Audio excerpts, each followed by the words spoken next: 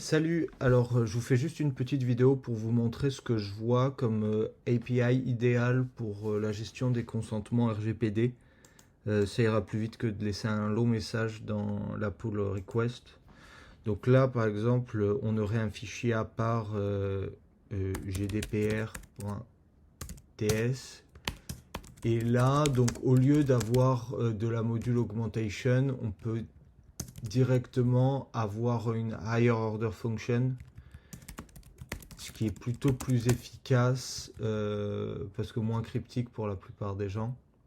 Donc on aurait create consent banner, voilà, et là on réexporterait du coup le composant et le hook directement à partir de la déclaration. Et là en fait on aurait juste besoin de faire une déclaration de type. Je mets au conditionnel en fait parce que j'ai fini l'implémentation du prototype, mais j'ai pas fini le runtime parce que c'est plus long que ce que j'avais envisagé. Donc là par exemple on aurait voilà analytics, statistiques trafic, statistiques de vie, info, personnalisation et advertising. Là on peut voir dans les maquettes qu'on peut avoir des sous-finalités, donc il faut qu'on prenne ça en compte. Et là on réexporte, donc on exporte consent banner et use finality consent, et on va pouvoir utiliser donc notre truc où on va avoir injecté notre utility, on va avoir injecté le type à l'intérieur, et là on va juste pouvoir le mettre à la fin, et on n'a pas besoin de wrapper tout dans un provider parce que vu que c'est juste client side, et ben alors on peut utiliser des signaux. Donc les signaux, bon, on verra plus tard, mais en gros c'est des event emitters qui se chargent de re-render les composants quand il y a quelque chose qui change. Ça marche quand c'est que client side et qu'on peut avoir quand l'état peut être global, quoi, ce qui est le cas ici. Donc ici dans consent banner, donc on aurait les finalities à typer, et c'est là que la magie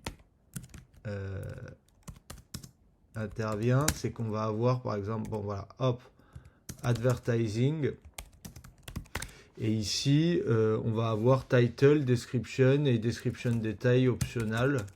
Donc title, ben voilà, on va avoir publicité par exemple, et ici c'est bien parce que les gens vont pouvoir utiliser leur système de i18n et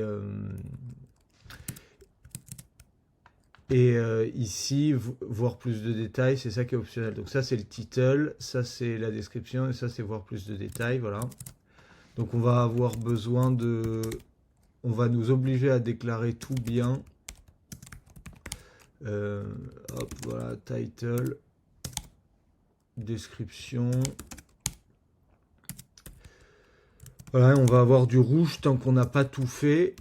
Alors je le fais vite fait pour vous montrer que, hop, personnalisation, description de détail, allez, let's go. Personnalisation, là j'ai du rouge, je sais pas pour... Ah non, c'est parce que j'ai mis description de détail, description, voilà. Et alors statistiques, c'est là où c'est intéressant. Ici, on va nous demander donc title, on va nous demander description details, description details c'est optionnel. Voilà. Et on va nous demander le title by subfinalities. Donc là, on va avoir device info. Voilà, ça va correspondre à ça là. Voilà. Donc device info et trafic.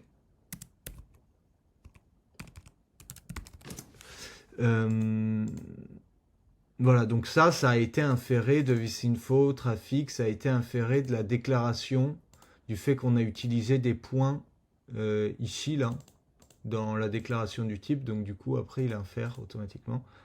Donc là, après, voilà, on a notre composant qui est configuré. On peut lui mettre aussi, si on a une page dédiée, on peut lui mettre, bon voilà, des RPD lignes propres, mais en général, les gens vont pas le mettre. Donc ça, c'est le seul paramètre required. Et après, pour les utiliser effectivement, tout ce qu'on a à faire, c'est d'importer le hook préconfiguré. Donc, hop, il est là. RGPD. Et là, on a use finality consent. Et on va avoir voilà, use finality consent. On va avoir donc finality consent. Et là, ce qui va être top, c'est que ça va être un objet donc qui va être soit une defined, soit une map. Donc advertising, vous voyez, ça va être true ou false.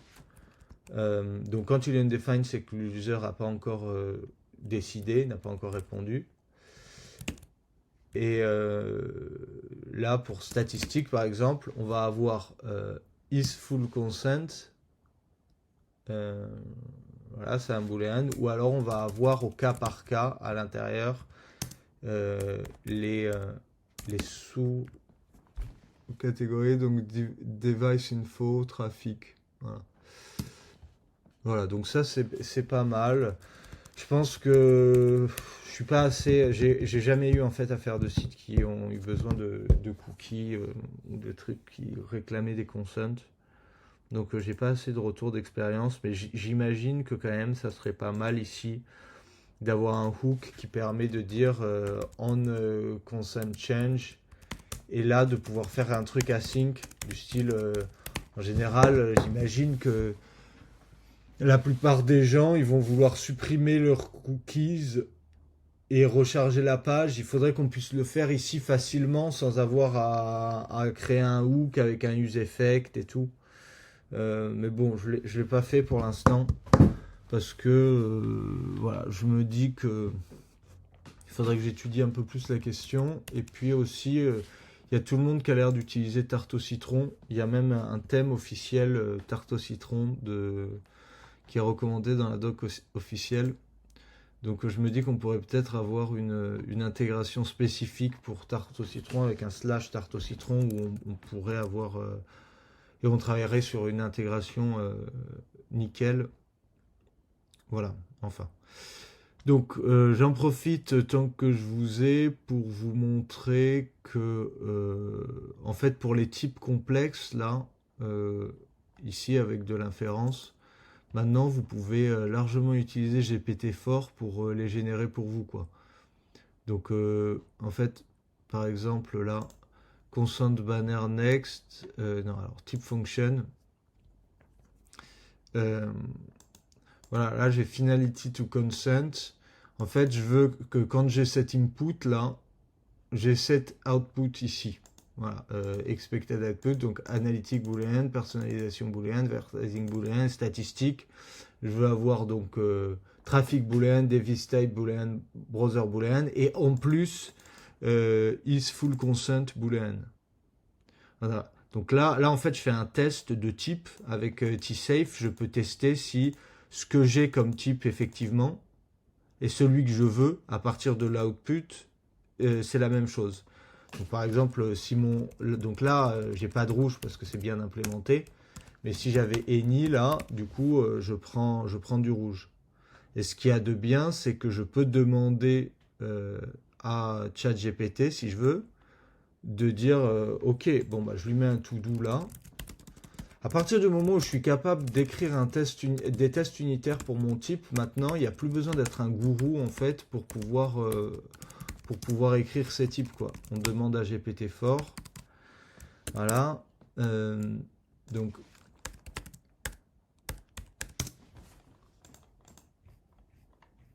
voilà, je lui mets...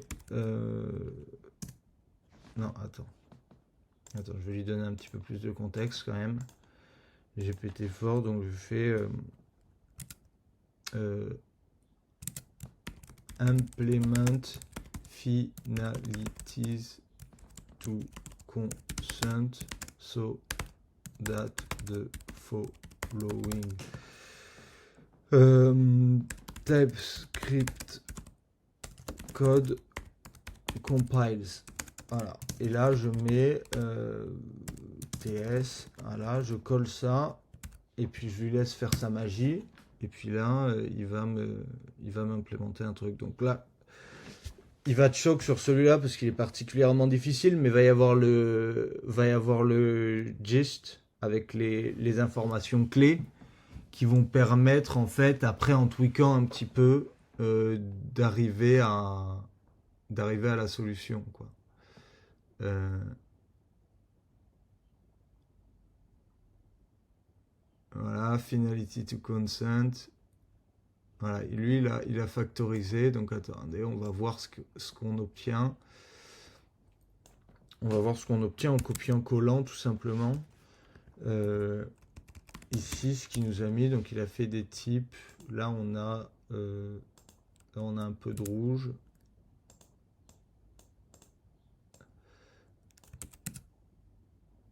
Hop, et le tout doux, voyons voir. Actual output. Ah bah si, bah c'est bon. GG. Donc là, c'est à part sur le ici, Group Finalities, où il y a un petit truc à corriger. Là, on voit que en fait, le rouge est parti. Donc, en fait, il y est arrivé, quoi. Il est arrivé à implémenter cette fonction tout seul, quoi, comme un grand. Donc voilà, à utiliser, à savoir. Et puis surtout, pensez que vous pouvez faire des tests. C'est pas très répandu, mais c'est super important de faire des tests qui se jouent au niveau du compile time, quoi. Donc les tests runtime c'est cool, mais dans une librairie comme ça, c'est vraiment de cherry on the cake, quoi. Le plus important, donc vous allez l'avoir dans les tests ici, c'est les tests de i18n par exemple. Là, je vais faire en sorte de m'assurer que ici mon watt ça soit de type string, ou alors par exemple pour la librairie spacing, je regarde que si je lui donne margin et top button, le type que je récupère c'est bien donc margin top number et margin button number. Si je lui fais top button 1v qui me donne margin top 0,25 rem, margin bottom 0,25 rem. Donc ça c'est des fichiers de test qui n'ont pas à être run en fait, c'est juste du compile time. Voilà. Je dis ça parce que vous avez modifié le fichier i18n un peu naïvement pour faire en sorte qu'en fait ça retourne qu'on puisse prendre des React Node qu'on puisse mettre des React Node dans la traduction là, ce qui est pas mal effectivement. C'est pas mal là, c'est très pratique de pouvoir mettre du React. Mais alors à ce moment-là, ça veut dire que on est obligé aussi de savoir que welcome message, quand on l'utilise, donc il est où welcome message là, ça va retourner un JSX element ici. Parce que sinon, ça veut dire que quand on va vouloir utiliser, si on fait, ça retourne un React Node, c'est-à-dire que quand on va vouloir l'utiliser dans un title où on va attendre un string, là on va manger du rouge. Donc on n'est pas bon. Donc il faut que refuse all, ça soit un string que ça retourne, et accept all, il faut que ça soit, welcome message, il faut que ça soit un JSX element. Donc voilà, c'est un peu... Donc ça c'est un peu compliqué, mais si vous voulez faire ce genre de modification, du coup, il faut le tester avec des tests en utilisant tsafe pour s'assurer que selon un input donné, on a bien un output de ce type-là. Voilà. Un dernier mot sur le footer, là, parce que dans le footer, on peut ouvrir la modale. Il est où? Footer. Là, on n'a pas besoin de... On peut directement, en fait, on n'a pas besoin de prendre un paramètre. On peut directement détecter que la personne, elle utilise la constant banner et ajouter un lien pour elle pour ouvrir la modale, quoi. Donc la modale, je l'ai modifiée pour qu'on puisse l'ouvrir et la fermer programmatiquement.